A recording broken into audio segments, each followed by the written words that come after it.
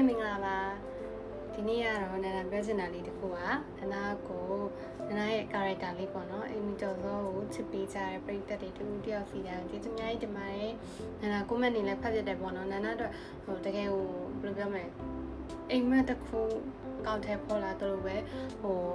အရန်ဟိုပေါ့နော်ပျော်တယ် comment တစ်ခုကြီးစီတိုင်းကိုနာနာဖတ်ရင်းနဲ့အရန်ပျော်တယ်ပေါ့နော်ဘာလို့လဲဆိုတော့ဟိုနာနာအခုလိုမျိုးအားပေးပြီးတော့အတိမတ်ပြည့်ရဲ့ပရိသတ်တွေကိုနာနာဟို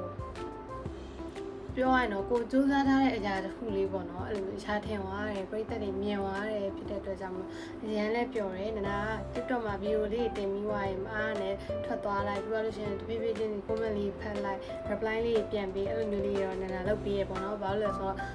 နာနာနည်းနည်းမအားတာတွေရောရှိရောတက်နိုင်တော့အရင်ထပ်ပို့ပြီးတော့နာနာ TikTok ကိုပို့ပြီးတော့သုံးသွားမယ်ပြောလို့ရှိရင်ပရိသတ်တွေနဲ့ဟို TikTok ကိုပြီးတော့ Facebook page ပြီးတော့လို့ရှိရင် YouTube အဲ့ရနေပြီးတော့နာနာအများဆုံးဆက်သွယ်မှာဖြစ်ပါတယ်နာနာကို TikTok တွေမဟုတ်ဘူးမင်းနာနာကျော် Facebook page နဲ့မင်းနာနာကျော် YouTube channel ကိုလည်း like and subscribe လုပ်ပြီးပါလို့ပြောချင်ပါတယ်ရှင်ကျေးဇူးအများကြီးတင်ပါတယ်နောက်ထပ်လည်းဗီဒီယိုလေးလာမယ်ပေါ့နော်ပြောလို့ရှိရင်လည်းအမုန်းရလိုလေးပြီးသွားရင်လည်းနာနာကိုမမေ့ပဲနဲ့ချစ်ပေးကြပါလို့ပြောချင်ပါတယ်ရှင်ကျေးဇူးအများကြီးတင်ပါတယ်